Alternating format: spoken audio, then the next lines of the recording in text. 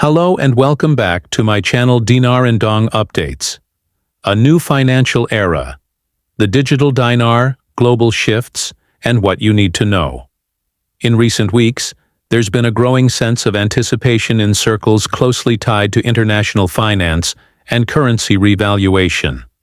I've had direct conversations with individuals embedded in this space, people with inside knowledge who aren't just repeating online rumors.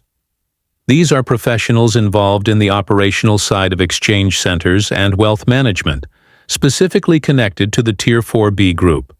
They've undergone specialized training and are being activated for specific roles.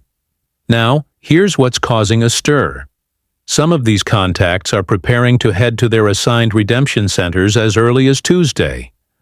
While we've been here before, with waves of expectation rising only to crash against delays, this time the energy feels different. It's not just hopeful talk, it's action. These people are moving with purpose, following orders, and preparing for something that may finally be real. No one is offering guarantees, of course. We all know how many times hopes have been raised and then left hanging. But when seasoned professionals start making logistical moves, you have to at least pay attention. This isn't about blind optimism. It's about cautious confidence and the possibility that we might finally see tangible progress. The diplomatic undercurrents. At the same time, significant geopolitical shifts are taking place. A large U.S. delegation is heading to Iraq, and as expected, it's stirring up both local and international reactions. In Iraq, media outlets, especially those aligned with certain political agendas, have jumped into overdrive. If you've been following Iraqi news cycles, this will feel very familiar. The same old tactics are being deployed. Sensational headlines warning of financial collapse, oil revenue shortfalls, and looming economic crisis. This isn't accidental. It's a calculated strategy meant to sow fear and keep the population in a state of uncertainty. Why? Because fear is a powerful tool. When people are anxious and unsure, they're easier to manipulate. And for corrupt elites who've thrived in an environment of confusion and instability, that fear is essential to maintaining control. Corruption, once it becomes embedded in a system, is like an addiction. Even if those involved understand the long-term consequences, walking away from power is incredibly difficult. The digital shift and Iraq's role. But while chaos might be playing out on the surface, there's a deeper and more profound transformation happening beneath it all. Across the globe, the financial world is shifting toward digitization, and Iraq is preparing to be a part of that change. At the heart of this movement is the concept of the digital dinar, a government-backed digital version of Iraq's traditional currency. Unlike decentralized cryptocurrencies such as Bitcoin, which are powered by public blockchains and often lack state recognition, a digital dinar would be issued and regulated by the Iraqi government or central bank. This changes everything. With a digital currency, cross-border transactions can become nearly instantaneous.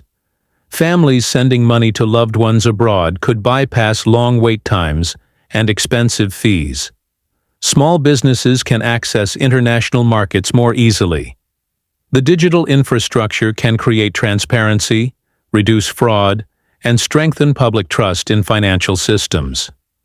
Digital currency versus cryptocurrency. What's the difference?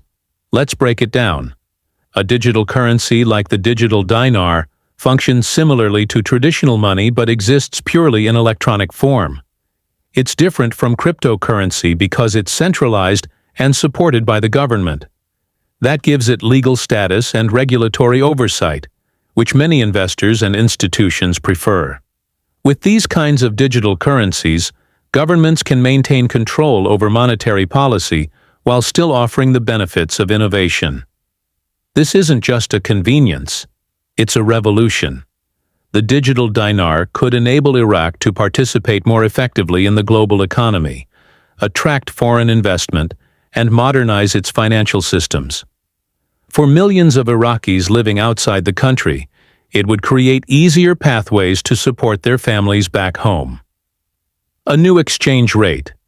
Revaluation and its implications. In parallel with the move toward digitization, there is also talk of a revaluation or reinstatement of the Iraqi dinar at a new exchange rate. In simple terms, this would mean aligning the dinar's value more accurately with its real economic potential. If this happens, Iraq's currency would have stronger purchasing power on the international stage. This could stabilize the economy, lower the cost of imports, and allow Iraqi products to be more competitive globally. It could also unlock funding for essential services, infrastructure development, and healthcare, transforming lives across the country. However, currency revaluations bring short-term volatility. Markets may overreact, speculators may jump in, and the general public could struggle to understand the implications. That's why timing and coordination are so critical. The importance of lower denominations.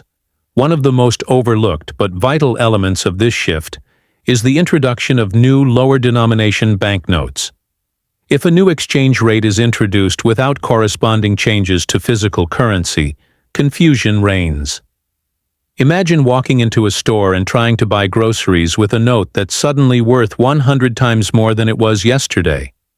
Pricing becomes inconsistent, cash transactions become chaotic, and people lose faith in the system. That's why it's essential for new denominations to roll out simultaneously with any change in the exchange rate. When done right, this transition can be smooth. Prices, expectations, and monetary values adjust together, creating clarity instead of confusion. We've seen what happens when this isn't done correctly in other countries: hoarding, panic, black market surges, and a collapse in public trust. Global context. The race for digital dominance. Iraq isn't alone in this journey. Around the world, countries are racing to develop and deploy their own digital currencies. One of the most advanced examples is China, which has been piloting its digital yuan across major cities for years. The Chinese government's goal is to reduce dependency on the US dollar and position itself as a leader in the next generation of financial systems. They're not just testing the waters. They're building infrastructure, integrating digital currency into payment platforms, and educating the public. China sees this as a matter of national importance, and that should be a signal to everyone else that digital currency is not a passing trend. Other countries, including those in the European Union, Africa, and the Middle East, are actively exploring central bank digital currencies, CBDCs. The global financial landscape is being redefined, and Iraq has a chance to be part of that future. Risks and readiness. What to watch for. As with any major transformation, there are real risks. Cybersecurity becomes paramount in a digital financial system. Hackers will look for weak points. Fraud could take new forms. That's why education and preparation are key. For individuals, now is the time to start learning how digital wallets work. These tools will be essential for storing, sending, and receiving digital currency. Don't wait until the system is fully rolled out.